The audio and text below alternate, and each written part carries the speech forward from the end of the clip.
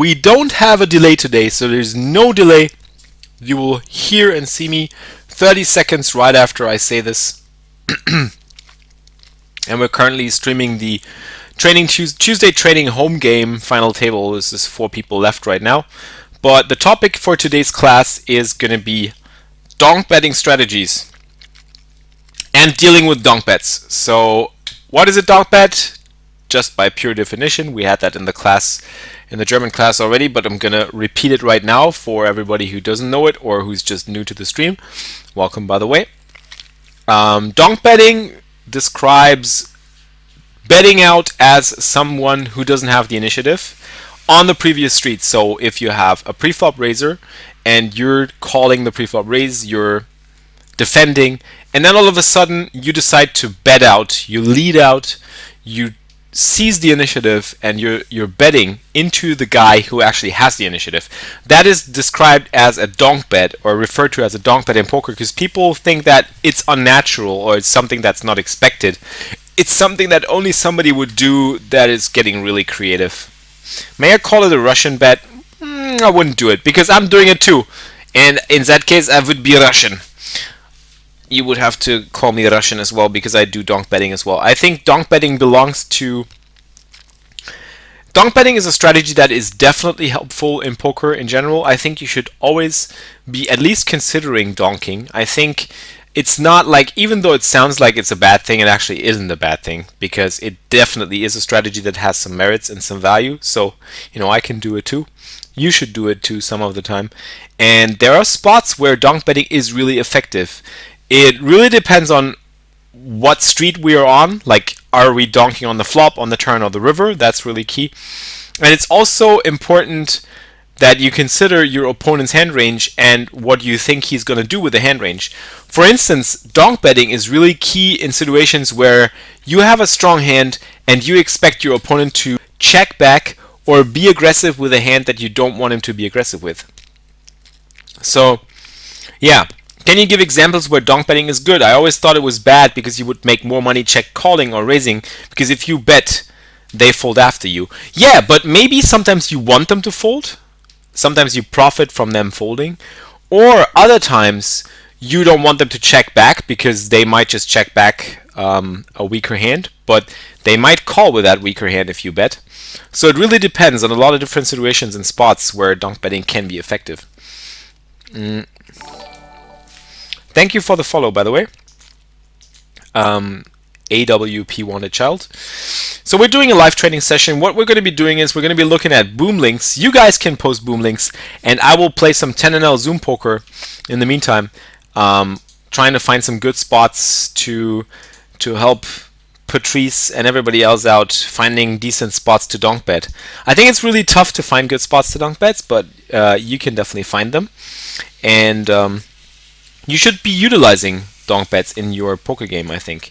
It can be very helpful. So let's check out this first couple of boom links that I got sent by followers and subscribers of the stream, people that posted on my Facebook wall this morning when I let them know that we're going to go live. So this is from Ray. Ray is a longtime follower of the stream and of the Grinding It Up project as well. You might know him from previous episodes. And he decides to squeeze with the kings here, which I think is a nice play. He gets a call, and on queen 9-10 3 hearts, his opponent donk bets all in, basically. Well, this is an interesting spot because here the donk bet is kind of unexpected. We would expect him to check to us so we can bet, but here I think it's a very, very not easy situation, but it's so to say not very tough to figure out situation. You can figure out the right play here just by going with the math. So basically, if you just plug in the numbers here, if you just give him a certain range of hands that you think he might be doing that with, you will include some better hands, you will include some worse hands. So we will include some queen 10s, we will include some pocket 10s, pocket 9s, we will include king jack suited, we will include 10-9 suited, and we will include some flop flushes, maybe the 7-8 of hearts, maybe the ace of hearts with the queen, I would probably say the ace of hearts with the queen is very likely. Queen of diamonds and the ace of hearts, queen of clubs. And we already have what I would call the so-called core range. By core range, I mean the hands that I expect him to be having when he's very strong. And if I perform well against that core range, like against the strongest hands that he might play this way, then I'm already good. I'm already in camp I hate folding. So if I check my equity here, I know that even when I include the strongest hands, this is really interesting. I just included all the strongest hands. I included flushes, I included two pair, I included sets, I included straights, I included the ace queen with the ace of hearts. And as you can see, against all those hands with the king of hearts, king of spades, we have round about 50% equity. So we need to call 569 into a pot of 574. Which 469 into a pot of 574, which makes this a clear call, I think. So this is a very, very easy to figure out spot, and I would just call it off. Yes. And he had ace 7. He even had the ace 7 of hearts. So if we put the ace 7 of hearts, the ace of hearts, 7 of clubs in there, it won't change much. You know, the ace of hearts.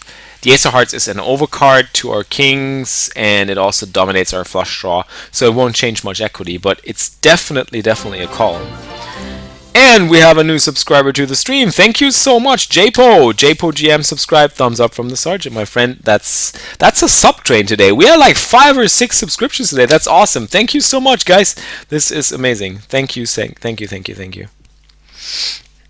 So you're telling me when somebody calls me a donk, I can consider it a compliment? Nice. Well, it depends. I mean, if somebody says you're a donk, then basically what he's trying to say is you play the hand in a way that he can deal with. So actually you can take it as a compliment. Yes, Jopi Yost. I think you can do that. If somebody says you're a donk, take it as a compliment, because that guy, if he really thinks you're a donk, he should not say a word. He should not say you're a donk.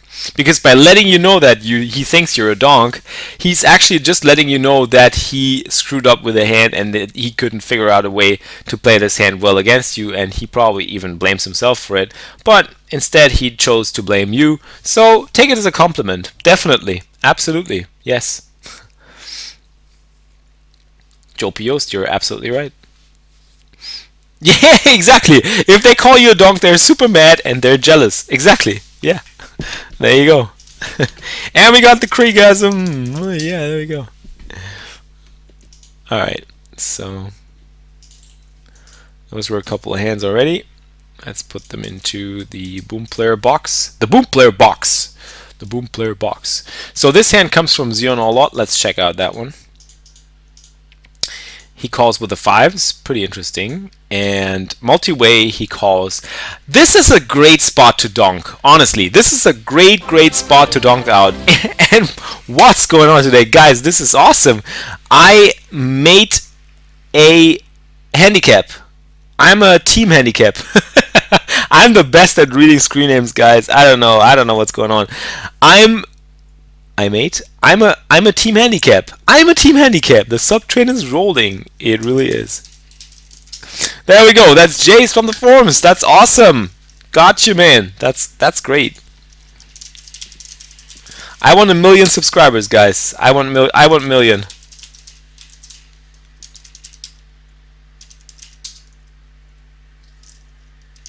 Sub fail. I want million fail. Alright, anyways.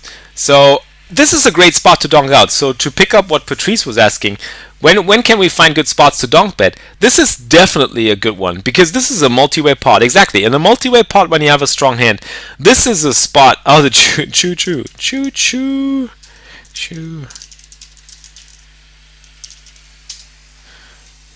Sub train is taking off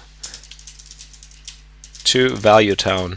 Subtrain is taken off to Value Town, everybody. So keep on subbing. Keep the subs coming. I will send out the password to tomorrow's tournament to all subs again. So if you just subbed and you don't have the password to tomorrow's tournament, you will get it by tomorrow. So I will send it out again.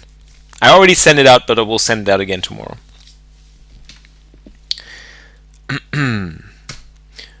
Yeah, wet board, multi-way, donk it out, because this is a board that will frequently just get checked back. If you bet here, you get value from all the flush draws, from the straight draws, from the 8x, from the stuff that sometimes checks back here and gets scared. So I really love the donk bet here in this spot. Love it.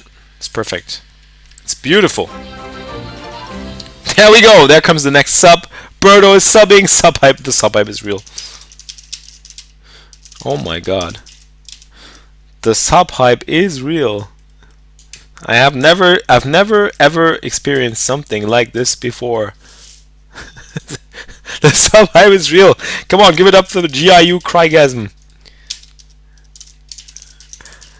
You can see my face go like, oh my god. What's going on? Sub hype. Crygasm. Ah, everybody's subbing. What's your line with bottom set if someone raises? Well, I'll deal with it when it comes to that, but I'll definitely continue. I would definitely call at least the raise. I will probably not come over the top all the time, but it really depends. I mean, at micro stakes, you know, when you flop a set is a strong hand in micro stakes poker because people really do crazy stuff with the weakest hands. So you can definitely go ahead and just build a big pot even with bottom set in these spots. Even if they have a straight, you're not that big of like you know, an underdog against his overall range, even if he has some straights in that spot. He's gonna have combo draws, he's gonna have 7-8, he's gonna have pocket eights, and you have outs to the full house, so that's all good. There we go, the sub hype is real.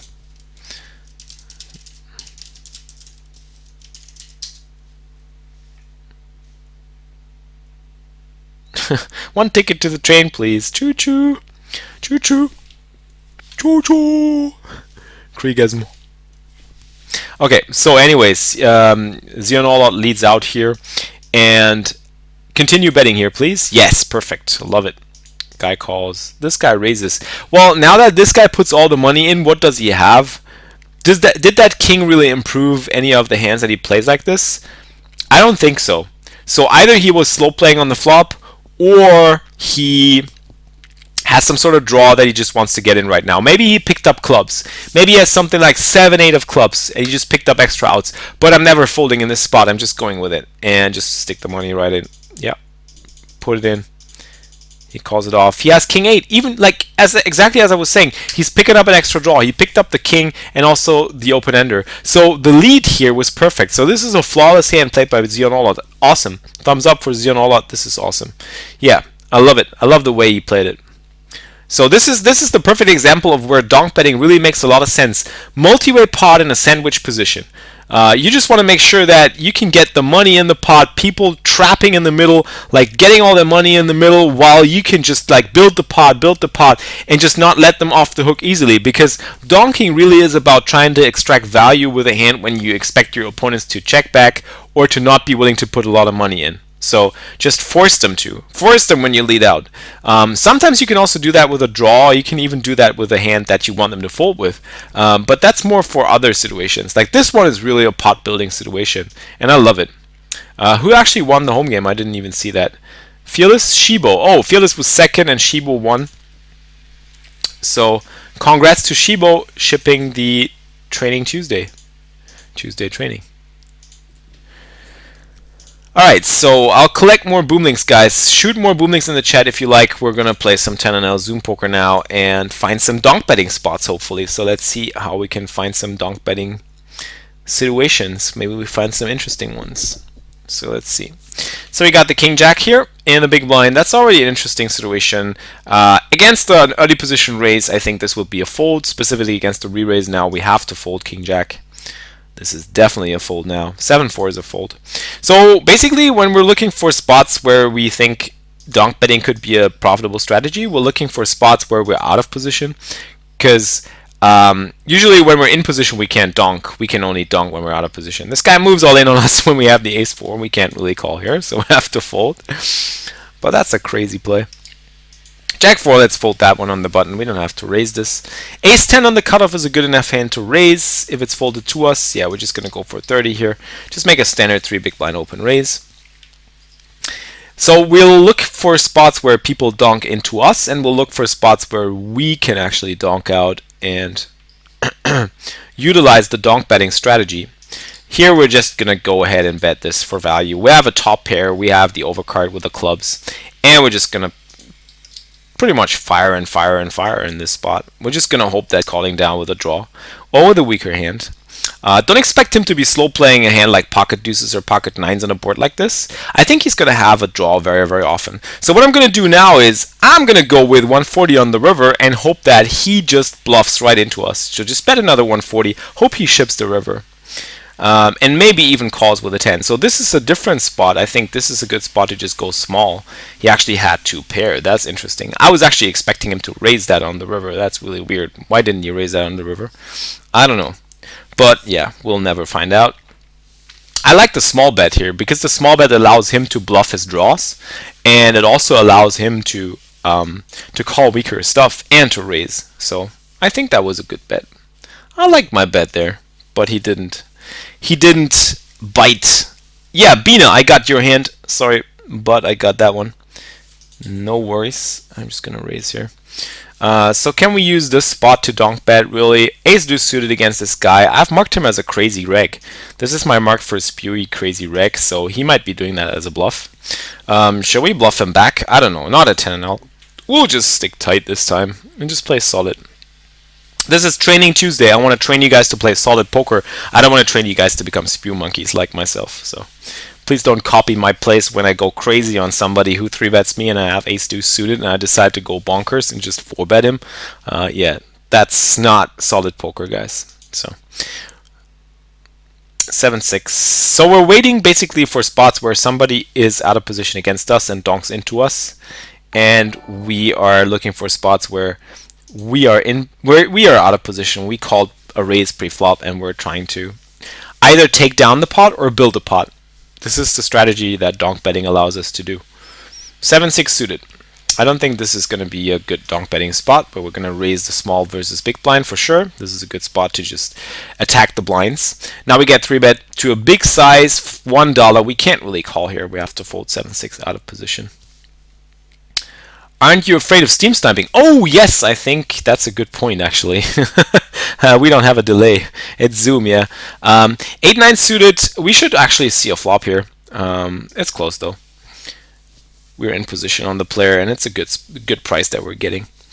And we flop really nicely. That's a nice flop, for sure. We're going to play this fast. Yeah, 30 seconds is quite... it's not that great, but yeah, we're just going to try. I mean, you know, we have a nice hand here anyway, so whatever happens here. It's Training Tuesday, that's right. So we're basically just going to try and raise this. We have so much equity in the pot. Even against a better hand, we're actually a favorite against any overpair at this point. So we want to utilize that fact and just raise. Hope to get him to put in more money with either weaker hands. Don't take my money, he says. So he's probably grinding it up, gang, right? Now it's freezing. And he folds. Yep. Hast du das Gefühl, dass du lighter 3-betted floated und so weiter wirst? Do you think you're getting floated or 3-bet lighter? It sometimes happens, not by everybody. Like, everybody is different. Some people react in a tighter way, some people react in a looser way. I'm gonna call here with a 10-8 suited in position. Yeah, we'll see about that. Maybe we'll just pick up more boom links, guys. I mean, if we're getting stream sniped, that really sucks. So maybe I should not be streaming with a 30-second delay. I think that's a bad idea. We'll see. We will see. Yeah, keep boosting boom links, and we will do some more analysis, guys. Maybe he's watching now. We have to fold on this board. Can we do a donk betting spot? Can we find a donk betting spot? I want to get a donk betting spot when I'm in the big blind, maybe. That would be nice. If I am in the big blind, I can find a good donk betting spot. Ace-3 offsuit, maybe we can do that as a donk betting spot. No, not really against early position, so we're just going to fold. King-3, just a fold. Ace-Ace, this is a raise. Maybe we get donked into. I doubt it, though. So we face a raise here. There we go. Got more people who know us. And we have to 3-bet the pocket aces. Yeah, now it's too late.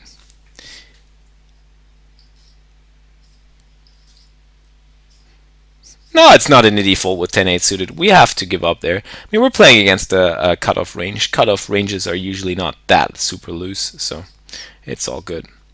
So he decides to call on a Jack 10-6 board. We have the overpair, so we're gonna see what happens here. I'm actually gonna go for a big bet on this flop. Maybe he's stream sniping, I don't know.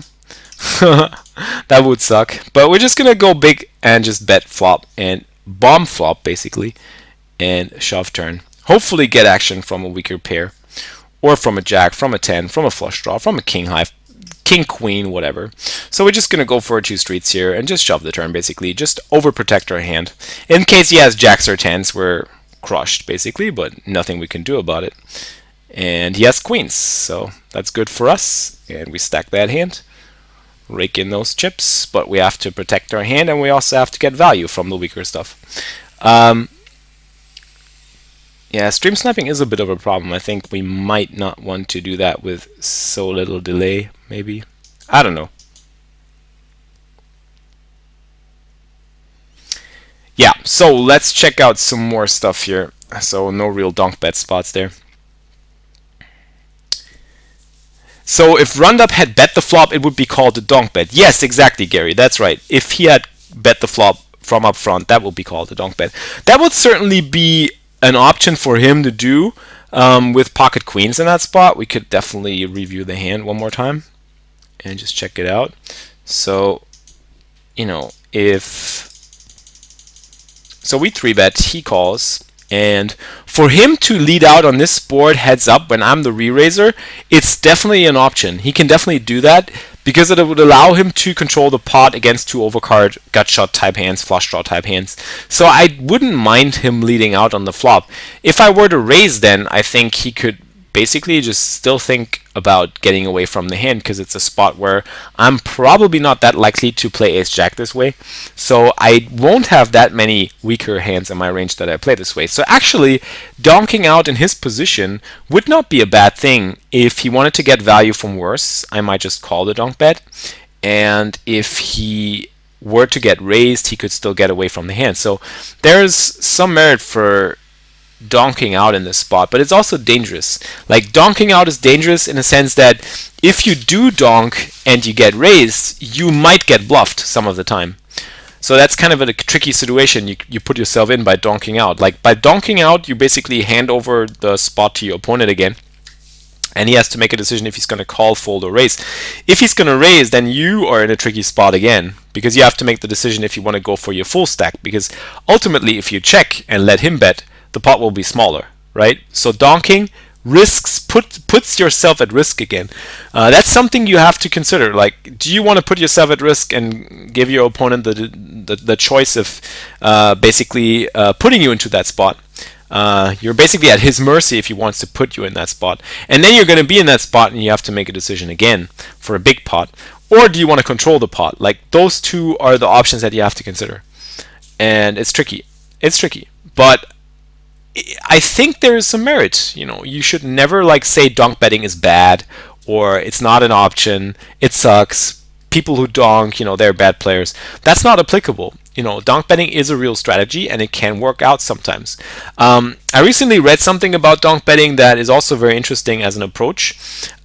When donk betting, when you were passive on a previous street and then you start to get aggressive, it might look odd because you're expected to have a weaker range. And all of a sudden when you donk out, you're presenting yourself as stronger. So especially after check calling the flop, you should usually only donk when you improve or when the hand looks like you might have improved. Like say I re-raise here, Rundup calls, the flop comes Jack 10-6, I bet the flop, he calls. So what do we expect him to call here? We expect him to call a Jack, we expect him to call King Queen, we expect him to call, say, a 10, we expect him to call sometimes slow play 6s, sometimes slow play Jacks, sometimes slow play Jacks, Queens, Kings, basically. So most of the hands that we expect him to have are going to have showdown value, are going to be decent hands, but not great hands. Great hands are usually raising on the flop, right? Do we agree on that? Right. I don't see any comments in chat, so I guess we agree on that. So we expect him to have a range that consists mostly of decent hands, but not hands that beat pocket aces. So when the turn comes in 8, if he were to, like, what would you guys think if he led out on this turn? If he donked this turn, what would you guys think? What would be your thoughts in that spot? Would you consider him strong or consider him weak?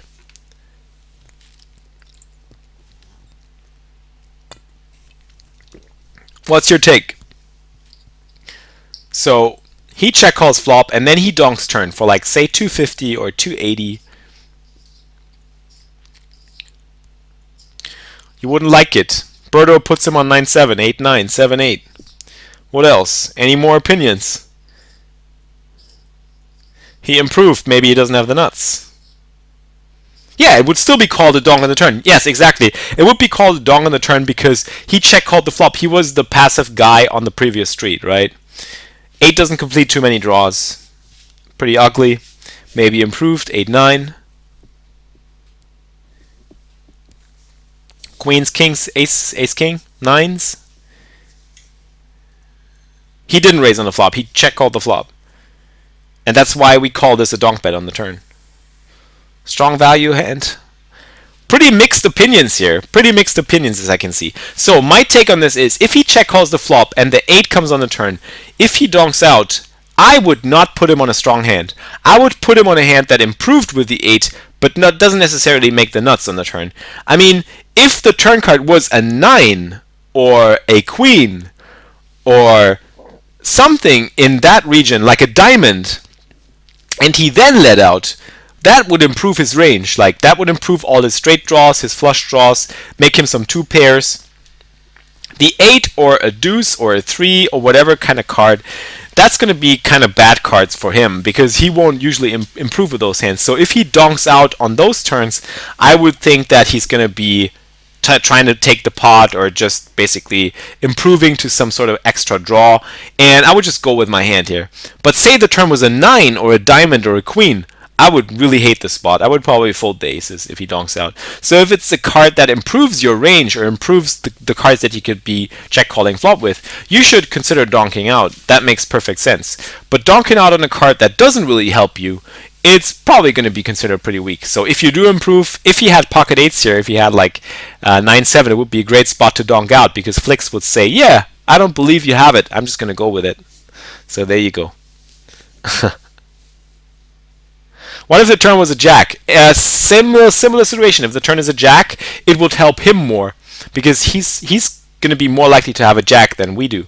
Than we are. So basically, if the turn is a jack or a 10, donking out in his shoes is definitely also a good option. Yeah, absolutely, same thing.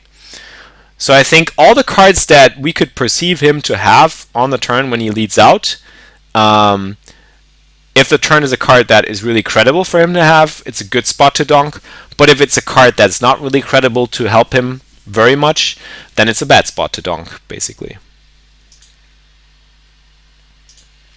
So we had some more Boom Player links. So that was this hand. This was a tournament hand. So this one was from Seb Huck. He's a subscriber to the stream. He 3-bets the kings here on the button, gets called.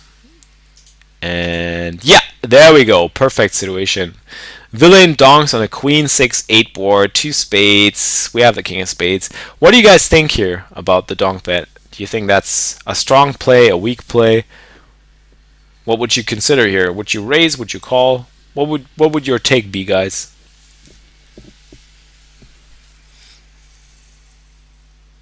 Thanks, Vladis. Welcome to the stream. Glad you liked the stream. Always happy about feedback.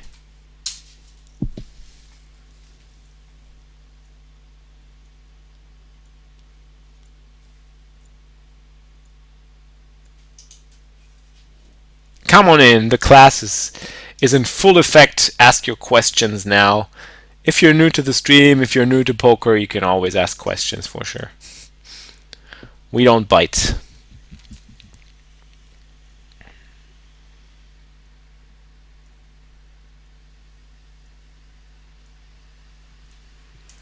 He could donk a queen or a flush draw. Weak play. It should be ace queen, but we'll definitely raise him on this board in position.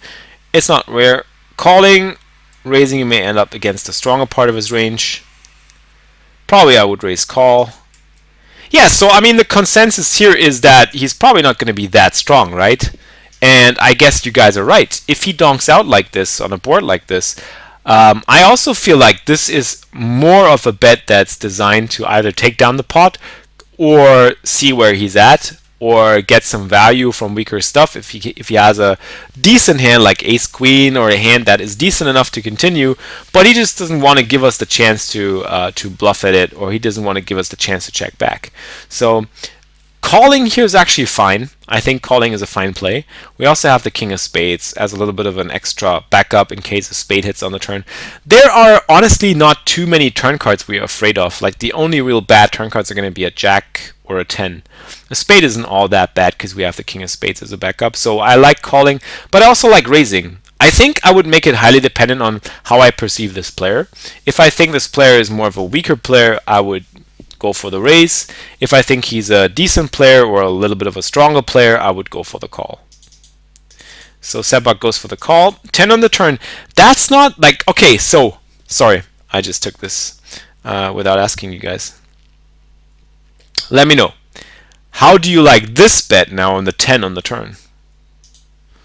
So by basically donking, we allowed him to control the pot, or yeah, to be in the driving seat in this spot. And now the 10. So with keeping in mind what we just said about cards that improve him on the turn, how do you like the turn bet here?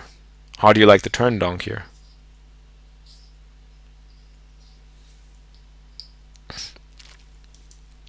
I do agree with you, spin it up though. I mean, raising may end you up against a stronger part of his range. That's specifically true against stronger players, but against weaker players, you still get them to call with worse if they donk with worse. But you know, it really depends on who you're facing here.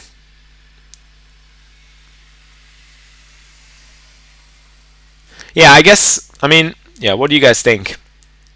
Good card, bad card on the turn. Do we like the donk? Do we hate the donk?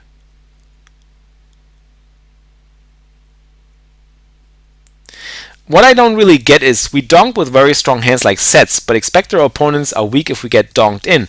Yes, Bina, but the thing is, we expect our opponents to be weak because we don't expect them to take the same strategy that we do. Like, we donk sets. Like, yo, we donk sets. Of course we donk the sets because we're good players. But those guys, they don't donk the sets. They go like, oh, I flop a set. Check, check, check, check, check. Let's slow play the set. That's what they do, right? They go for the check raise, they go for the check call, then they pull the trigger on the turn, and they just try to slowly extract value. So they're like, we're the good guys, we're donking with the sets, but those guys, they're not donking sets. They're donking weak hands. They're just trying to take down the pots. So I definitely agree with you guys. Yeah, I think this turn is a bad turn in a sense that it improves a lot of his hands. But it's also one of those turns like similar to the aces spots. It's a so-and-so turn. It could improve him, but it could also just add some extra draws to his arsenal. Like he could pick up like a gut shot straight draw, an open-ended straight draw, with king jack maybe. He could have a lot of different hands that just pick up extra outs, 10-9 or jack 10. So I think I would probably at this point of the hand just make the decision if I feel like he's still doing this on ace queen, he's still doing this on the spade draws, he's still doing this on 10-9, jack 10, stuff like that. So I think I'm going with it. Yeah, it's not all that much that improves. It is a bad card in the sense that it puts out more equity for him and it improves his overall equity in his range, but I think once that we call the flop, I would just go with the turn. I like it. Yeah, just go all in here. He calls it off with the 5. And there we go. He has ace jack of spades. And he was just trying to, build the pot, bloat the pot, play his equity, play his strong equity. And it was not a bad play by him, by no means. I mean, he put us in a tough spot for sure with the ace jack of spades. And he even had tons of equity. If we check out the equity here, this is actually pretty smart and good play by the opponent. I like it. I like the way the opponent played this, to be frankly honest. You know, it's like one of these spots where you go, oh, I just won the pot. The opponent must have played it bad. But no, you won the pot, but the opponent hasn't played it that bad. On the flop, he was coin flipping against us. And on the turn, check this.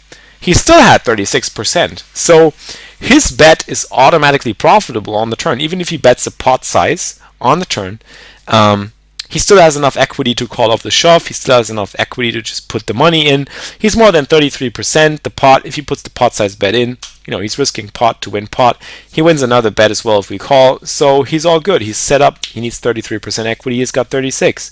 So he didn't make a mistake. The opponent played this hand pretty well. I like the way he played it. So donking here definitely, as you can see, donking puts the opponent into a very difficult spot sometimes. Not always. I'm not saying always. Like, you know, it doesn't necessarily mean that donk betting is always going to be a good strategy, but you have to figure out what are the spots where you can really put your opponent in a tough spot if you donk bet. So this one definitely is one of them, I think. So I like the way the opponent played the hand for sure. So we got some more hands here. This one's from Jace. We also had a hand from Ray's hand already. That's fine. Shall we play another orbit? Yeah, we're gonna play another orbit. Let's just play another orbit, just to loosen things up a little bit. Jack 4. We get there we go. That's a donation. 5-cent donation to the stream. Queen 4. Let's just play solid. Pocket 8s. Let's raise it up.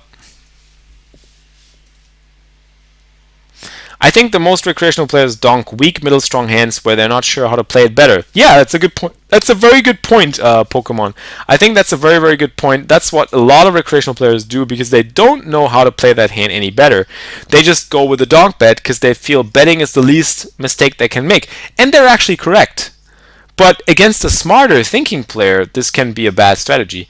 It really depends on who you're up against. Oh my god, we just got another sub. The sub train is real. The sub train is still rolling.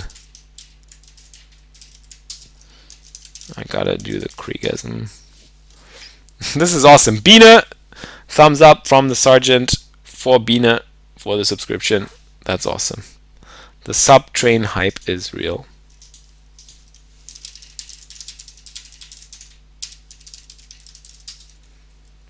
I think we had like, that must have been like 10 subs today. That's awesome. Amazing, guys. Thank you so much. And don't forget, if you just subbed or if you are a subscriber to the stream, you still have the chance to win 4% of my W Coupe main event action. Not main event, W Coupe 2015 action. I'm giving that away tomorrow on the stream. You just have to be present. I'm going to give out the details, so no worries. Alright, so we're just going to fire and fire and fire here. We pick up the ace of spades, so we just keep betting here. He calls the flop. Now, if he calls the turn, I think he's going to be pretty strong. I don't think he's going to have any more 9s in his range, so mostly he's going to have busted flush draws, or he's going to have that ace, so I'm not going to fire again here on the river. I think he's very likely to just have exactly that ace. Oh, he actually had 4 deuce of hearts, but yeah, that's one of the hands he would be folding to a bluff, but we don't know that, so he might as well just have ace deuce, or ace 3 of hearts, or whatever, and not fold.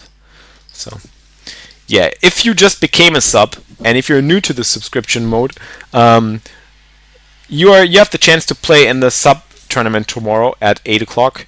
It's a $1 tournament, and the top 4 finishes get 1% of my W Coupe action when I come back from my vacation. So if you need the password for this, I'm sending this out tomorrow by email, so check your Twitch messages and your emails.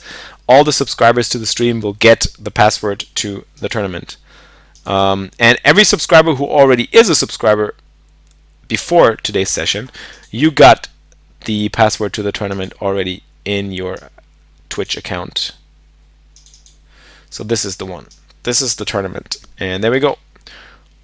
We got those guys already in.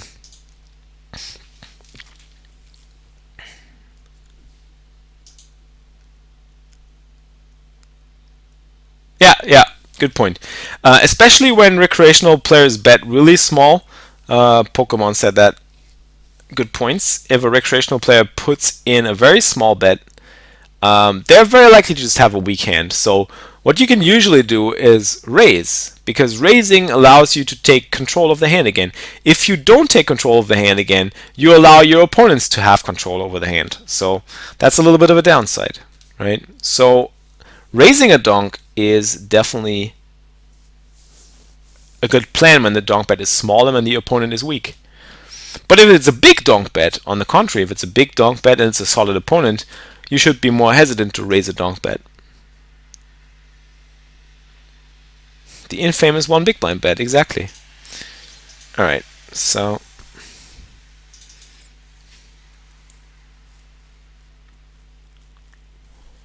let's fold this one.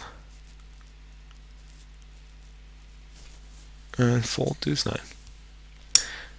Alright, so yeah, that's for the subs. GIU I want password. The password is in your account already, guys. Okay, so let's check out. Bina was first and then we got Jace. So let's check Bina's hand. So Bina decides to flat call the pocket threes here, which I like. At these stakes, I think calling any pocket pair to a raise, even if it's a button raise, it's going to show a profit. At least it does in my database, and I think it's a good play. How do you determine if someone is a recreational player? Well, you basically have to do it on the fly. You have to consider, how is he playing? Is he playing passively? Is he trying to see flops? Is he just calling raises? Is he limping into pots? Does he rebuy? Does he top up the stack? Does he make the impression that he's just there to see cards? Or is he playing very aggressively? The more aggressive, the bigger bets somebody puts in, the more likely he is to be a decent, competent player. And the more passive, the less stack he has, the more flops he sees, the more likely he is to be a recreational player. Thanks for those follows. When I was a fisher, I always used to min bet the river when my draws missed. Always got folds. You know, sometimes that works. You know, sometimes even like strategies that you find to be bad later on, they still might work. You know, that's the same with donk betting. Sometimes donk betting just works. And it's because your opponents don't adjust very well. If your opponents don't adjust to what you're doing, like Kamta, when you said you bin bet the river with your busted draws and it worked out, you know, if your opponents just don't adjust to it, then keep doing it. There's no reason for you not to keep doing it when your opponents don't adjust to it. So yeah, love the donk bet here. Perfect spot. You know, you just gotta extract the value. Just half the pot is the perfect size. I love it. I love it. You will get called or raised by a queen. Sometimes you will get called by overcards. So it's perfect. Turn is an ace. You could maybe go for a check here, but I still want to get value from king queen and queen jack, so I like the turn donk bet as well. He calls. Now you check on the river. I think that's an interesting play. I would be afraid that he's going to check back some queen x, which he's almost certainly going to do. I think you're going to go for the check raise, right? You wanted to go for the check raise. I think that's tricky. I like it. Ah, you just check called. I think you want, like, I would either go for a big bet myself, trying to get value from king queen, or trying to get value from any stubborn ace that just decided to float the flop, because he can also still have ace king in that spot. He can still have ace jack. He can be floating the flop with all sorts of stuff because he just bet half the pot. I see it coming tomorrow. The whole 2 to 5NL player pool is donking. Nah, they're not going to do that. I mean, you know, donking is donking is a decent strategy, but you have to really find out the good spots for it. It's not like it's a good strategy all the time. It will be you will be very vulnerable if you just always donk bet, because people that are smarter, people that are aggressive, people that are competent, and people that flop hands, they're going to put you into a lot of trouble. Yeah, I would just go for the check raise here. I mean, yes, he can have pocket aces, he can have pocket queens. On the river, though, if we just do the analysis here, we can just run the analysis. Let's run the numbers. Let's just run the numbers. What's happening here? 3 of hearts, queen of diamonds. So we have 3 of diamonds, 3 3 of spades. Alright, so if we check raise here, so if we assume, what does he bet on the river if we check? If we check and he bets, he's going to bet aces, queens, sixes, and he's going to bet ace, queen. This is key. He's always going to bet ace, queen for sure. King, jack, not very likely. Not very likely. Ace 10, not very likely. Ace 3 suited, ace 6 suited, I think. And I think against that range, we are a clear favorite. You know, against that range, we still have, if we get called by shoving with that range, we have an advantage. We are a favorite. So we should put all the money in, I think, even though you can have the better hands. So this is really where Poker Stove comes in handy, and what this allows you to run these numbers and just find out that check shoving is actually a decent play. Donking is an art. That's right. Donking is an art. Yeah, exactly. When the opportunity presents itself, you gotta get it. That's what I'm saying. You gotta try and exploit the mistakes of your opponents. And if your opponent's mistakes are that they're usually folding when you donk, then you can exploit that. Is Zoom best for donking because you're always with different players, so they can't judge your playing style, unlike at a fixed table?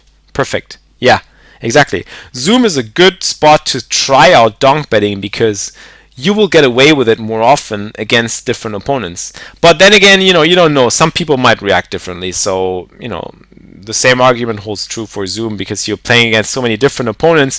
They might react in so many different ways to donk betting. But as a general guideline, in the poker, I think you have a point there that in Zoom it's probably a little bit more attractive to donk out. But then again, I don't want to encourage you to donk out every single time, because you also want to trap money in the middle when you have a strong hand and when you know that your opponent is going to bet. Because say you have a strong hand and you donk out and your opponent doesn't have anything, he's just going to fold, right? But if you check, he might have put in a bluff bet. So like here, you definitely want to also leave yourself the option that you check and you let your opponent bluff. Because if you always donk out, or if you go donking out in certain spots with strong hands, it might just end up not making you any more money. Because your opponent might just end up folding his bluffs and just continue with the stronger hands. So there is some merit to not always donk, and definitely not always donk. Just check and let the opponent bluff as well. So let's check this hand by Jace.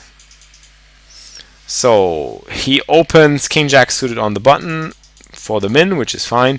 Big blind calls, and big blind donks out. Like this is perfect. This is the perfect spot we were just talking about. So what would you guys do in this spot? Because I think you guys mentioned that particular spot previously. So if they don't donk bet but call your C bet, that's called a float. Yes, that's sort of a float. Floating means that you just call a bet, planning to take the pot away on the later street. That's what floating is referring to. So how do you interpret that kind of bet? Betting half the pot, 20 cents on this kind of small dry flop. It's a typical donk bet spot, I would say. Somebody donking into us for like 20 cents. I would float him. Call him with a backdoor flush draw and 2 overcards.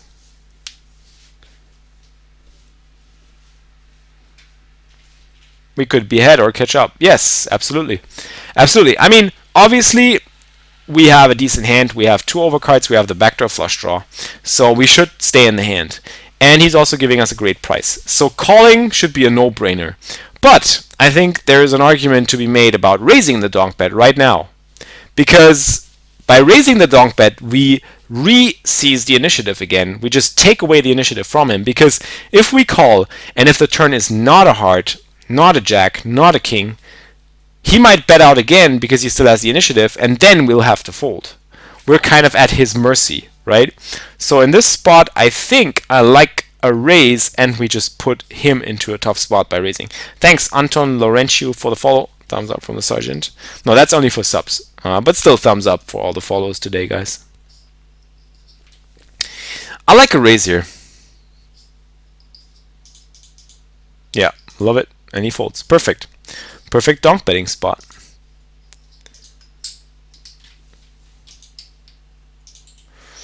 And you're not left at his mercy again. So yeah, I dig it. Definitely. Yeah, that's a good point too. On this board, he either has air, like 2 overcards, or a medium pair like 5s, 2 6s, or 7s. Maybe a 5, maybe ace 5, maybe a gut shot, something like that. But we still have good outs if called, so we still can hit. It's still the same thing. We can still hit the king, we can still hit the jack, we can still hit the hearts. So raising there is good. What happened here? So this is not a donk bet. Ignore your bluff. Raises. Oh yeah, that's not a donk bet. That's definitely not a donk bet. But nice answer. Yeah. There was one more. Let's check out this hand. Maybe we get to see another donk betting spot here. And then I'll let you put in your final questions for the Training Tuesday session today, guys.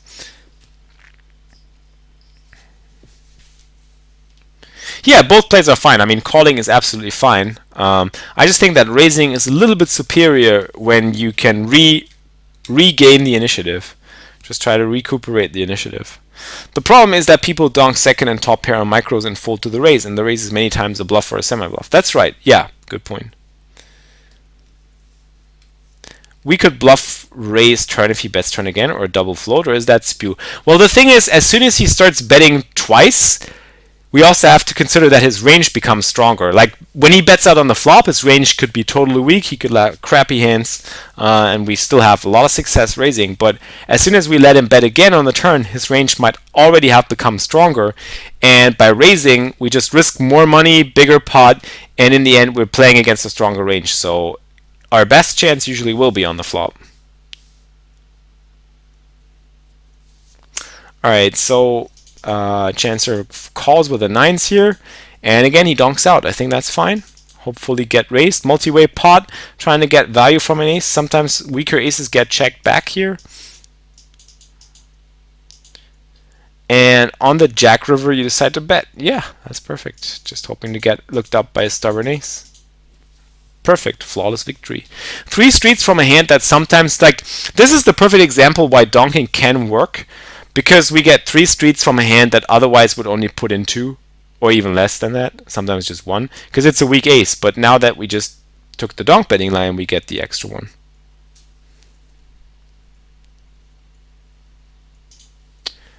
Let's check this one.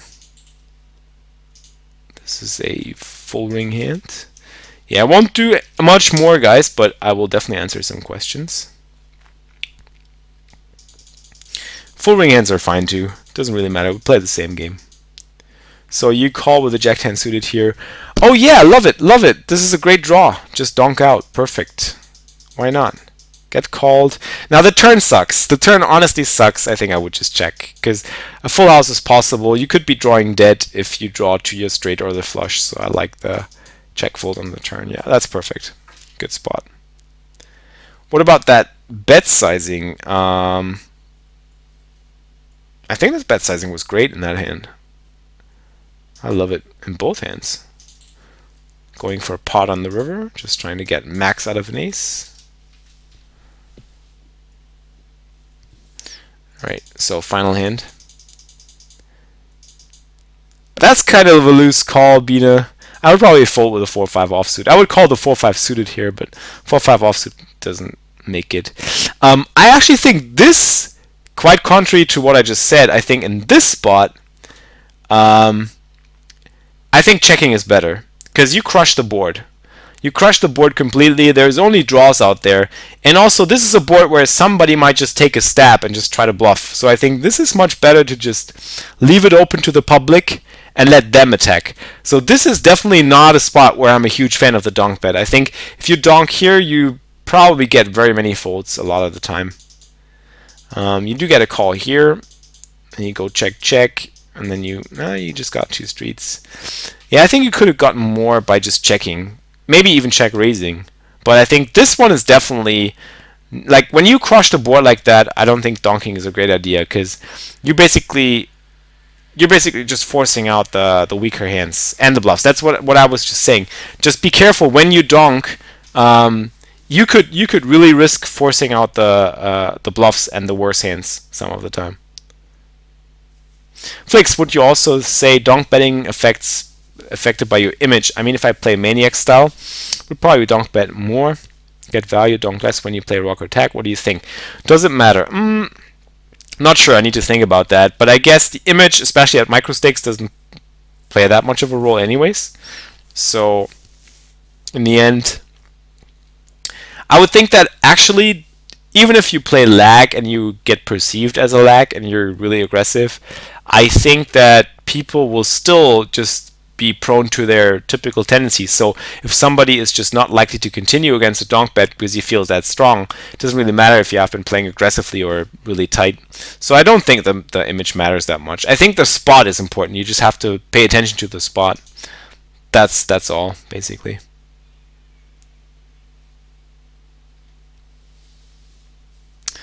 Alright guys, so we'll wrap things up now. We booked a nice little profit here. Doubled up at 10 and L. That's good, even though we only had 30 seconds delay. Analyzed some boom hands. Yeah, and I think we got through most of the points that I wanted to make about donk betting. Hope you guys enjoyed the class. And I would like to say thank you so much for all you subs for subbing today. There will be a big sub train rolling tomorrow. I can promise that one. So tomorrow we will do another long stream. It's a pre-vacation stream. Thursday I'm going to be going on vacation, so tune back in tomorrow, guys. And if you need the password for the subscriber tournament and you've just become a subscriber, wait until tomorrow. You will get an email. So I'll see you guys tomorrow. Tomorrow we're going to do the stream with the subscriber share splash for 4% for all subscribers. So you have to be a subscriber to take part in this, but you can also play the free one, which gives away 1%. So that's going to be in the home game. And that's tomorrow too. So tomorrow is going to be a big stream, everybody. Stay tuned until tomorrow, guys. So yeah, I guess that's it for now.